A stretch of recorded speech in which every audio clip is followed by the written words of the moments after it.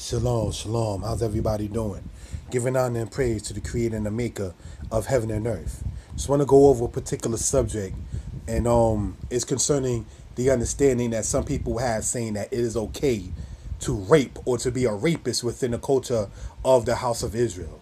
So we're going to sit there and dismiss that kind of ideology right now. We're going to go into Deuteronomy chapter 22, verse 28. It says this: if a man find a damsel that is a virgin, which is not betrothed, and lay hold on her, and lie with her, and they be found, then the man that lay with her shall give unto the damsel's father 50 shekels of silver, and she shall be his wife, because he hath humbled her. He may not put her away all his days. So what this is talking about in Deuteronomy chapter 28 and 29, according to some people's understanding, is saying that if a man finds a woman out there that is a virgin, he can just simply physically take a hold of her, lay with her, and then she become his wife, and without her consent. And so therefore that right there just goes to let it be noted and understood that that's emphatically not the case. Now I will attempt, most High willing, to show scripturally and historically how that in verse 28 and in verse 29 is a consensual act. And let's understand something. First off, rape in Israelite culture is an oppressed thing. That's something that happened with our people when we were being enslaved. You understand? So let that be noted and understood. Now, it tells you in the scriptures in Leviticus, the 25th chapter, that you are not supposed to oppress the children of your people. So therefore, knowing that you're not supposed to oppress the children of your people, it is impossible then to sit there and state that it is okay to be a rapist. So let that be noted and understood. Now, let's go on, brothers and sisters. In Deuteronomy chapter 22, verse 28. It says, if a man find a damsel, that is, if a man finds a female, because damsel is a female, right?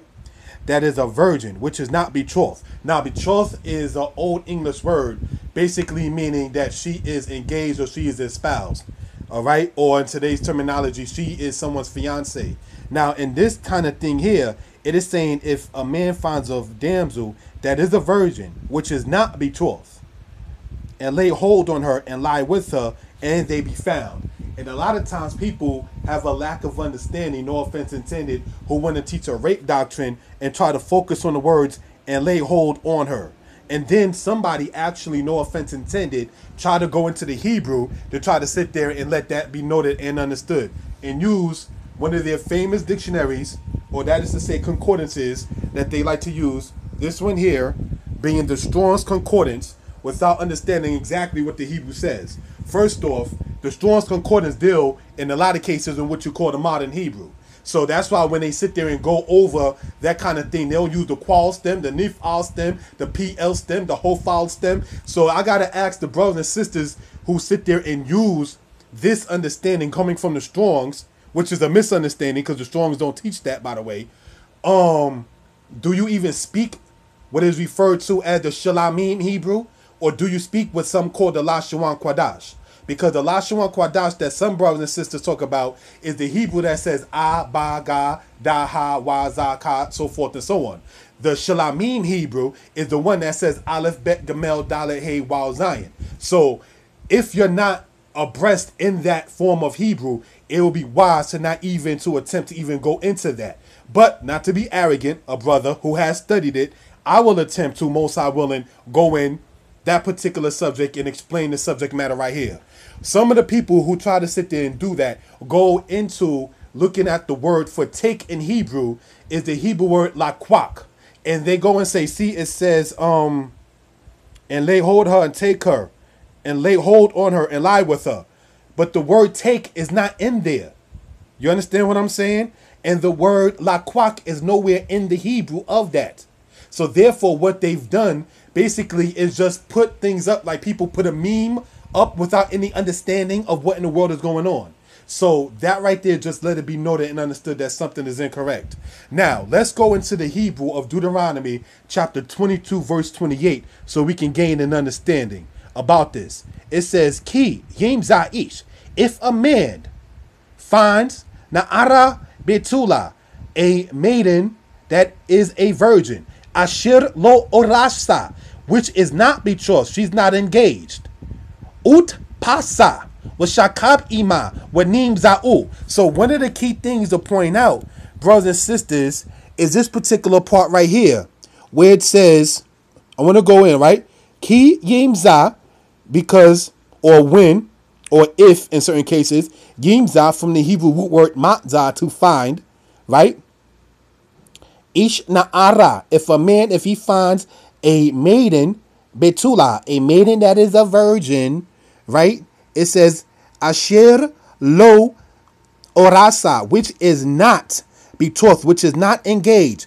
Ut pasa, washakab ima wanim za'u. These keywords right here are very important concerning this kind of subject matter right here. The Hebrew root word right here, ut pasa. If you look very distinctly in the Hebrew, you see this letter there, the hey, it has what you call the dot within it. So it's showing you the inflection of it, that it's a strong force of it. That's how you know it's speaking in the feminine. All right. The root of this is tapas. Now, brothers and sisters, let's understand the root word tapas, right? Means, according to the same Strong's dictionary that they like to go into, in the Hebrew side, we're going to go where it says tapaset, right? 8610 on page 154 in the Strong's Concordance. And here is what it says under the definition of tapas, so we can gain an understanding, all right, concerning this. Tapas, and we read as follows. The root, to manipulate, to seize, chiefly to capture, to wield. Now, what is the definition of manipulate and to wield and to capture? So what is the definition of that? And remember, we're speaking about not trying to be racial, a people of color that's actually in the scriptures. So let's sit back and see exactly what this particular portion right here is talking about from the Hebrew understanding. When it says to manipulate, the word manipulate, according to the dictionary, if we care to go there, all right, so we can sit there and see what it says.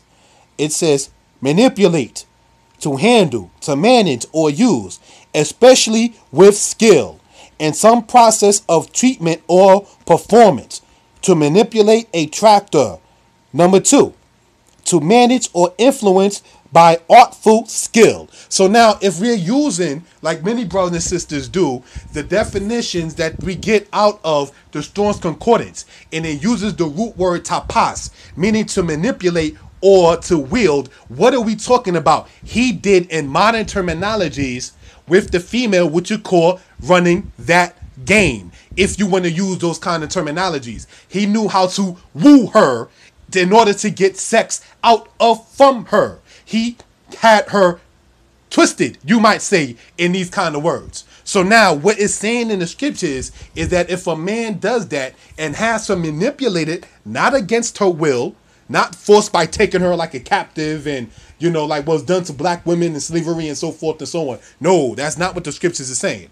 You understand what I'm saying? If he manipulates her in the mind, and we got to remember, we're speaking about this as a people of color. And also remember that Leviticus says that we're not supposed to oppress our people. So now, taking all of that and knowing that the scriptures all line upon line and precept upon precept, here a little, there a little, we then know good and well and understand, brothers and sisters, that this is not talking about a physical force of rape. It is talking about he manipulated the situation and he wielded her mind. You understand? It says if this particular thing happens to that woman and she is a virgin, that man has to sit there and give her father 50 shekels of silver, and he can never divorce her for the rest of his life. And that is what verse 29 is talking about in that particular aspect. So now, let's go over this one more time.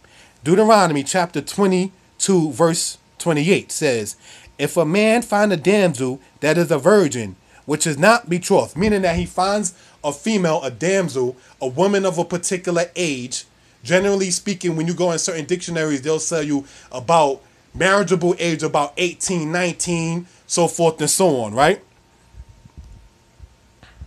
Which is not betrothed, and lay hold on her, and lie with her, and they be found. Now let's understand something about the other root word that's very important concerning this.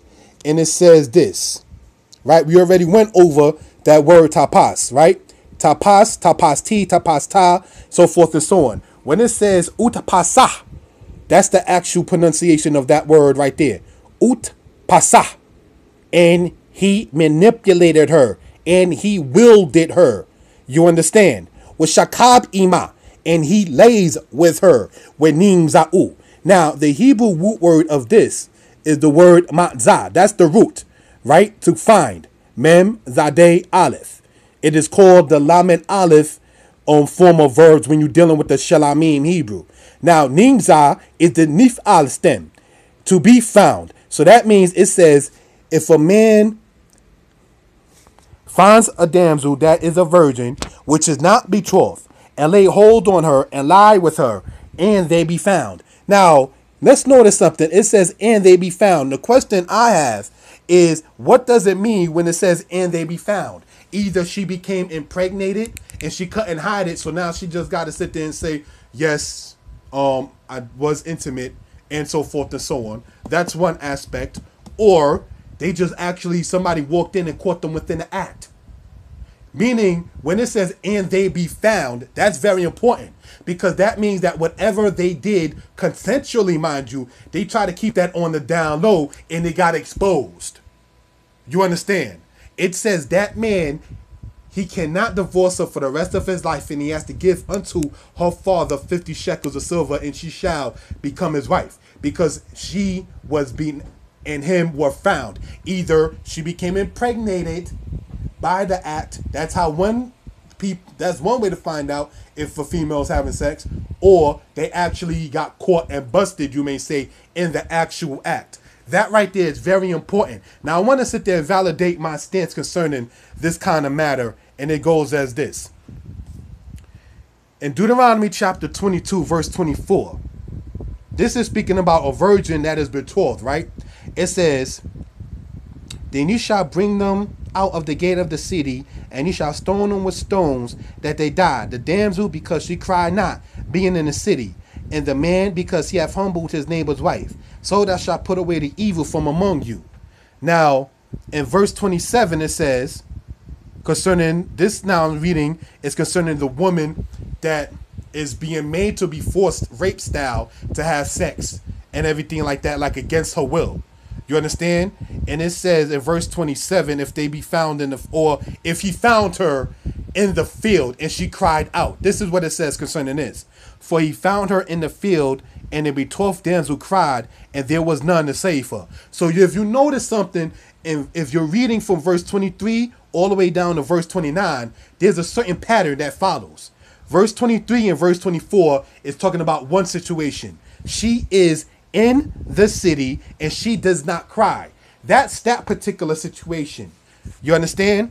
Then we have in verse 25, verse 26, and verse 27, she is in the field and she cries. Now, if you notice in verse 28 and 29, she is not noted to be in the city, nor is she noted to be in the field. It's not going to give that example because verse 28 and 29 is consensual. That's why it doesn't matter where it happens, because she was a willing participant. And that's why it doesn't mention if she cries not. Because if she's not crying, that shows you right there that she was a willing participant. So anybody who's teaching in the house of Israel or in the house of Yasha'Allah, whatever form of Hebrew you want to use, they call the Lashawan Kwadash or the Shalamim Hebrew, it is against the laws of the Most High to oppress the children of Israel or Yasha'Allah or Israel. So let that be noted and understood. Now, going back, when you read within this, in Deuteronomy or Devarim, chapter 22, verse 28 and 29, we won't go over this one more time, right? It says, if a man find a damsel that is a virgin, which is not betrothed, and lay hold on her, and lie with her, and they be found. Now, the key things, like stated before, I wanted to point out, is the part that says, and lay hold on her. That is the root word tapas that we were talking about. And when it says that in the Hebrew, it is telling you, if you even go into the Strongs, it's talking about manipulating.